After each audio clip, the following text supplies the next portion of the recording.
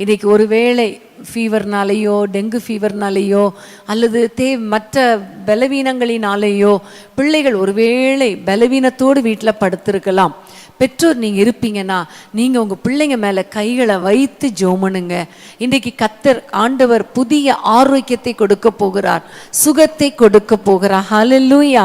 அது மாத்திரமல்ல, நிறைய பிள்ளைகள் கால்கள் பலவீனத்தோடு நடக்க முடியாத பிள்ளைகள் இருக்காங்க.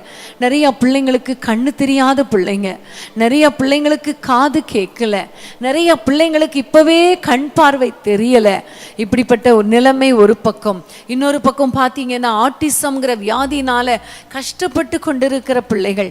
நாங்கள் கன்னியாகுமரி மாவட்டத்துக்கெல்லாம் கடந்து போன பொழுது நிறைய பிள்ளைகள் இப்படிப்பட்ட பாதிப்புனால பாதிக்கப்பட்டு இருக்கிறதை நாங்கள் கண்டோம். நாங்கள் ஜெப குறிப்புகளையும் நிறைய பேர் அனுப்பி கொண்டே இருக்கிறார்கள். இப்போ நம்ம எல்லாம் ஜெபிக்க போகிறோம். ஆண்டவரே, ஆட்டிசம் வியாதி மறைந்து போகட்டும். அதுக்கு ரெமெடி கிடையாதுன்னு சொல்கிறாங்க, அதுக்கு ட்ரெயின் பண்ணணும்னு தான் சொல்கிறாங்க டாக்டர்ஸ். ஆனால் ஆண்டவரால் முடியாது ஒன்றும் கிடையாது இல்லையா? கர்த்தர் நாவின் கட்டுகளை அறுக்கணும், எல்லாம் நடக்கணும். மூளையில் நல்ல அந்த நரம்புகளெல்லாம் கர்த்தருடைய வல்லமை இறங்கணும்.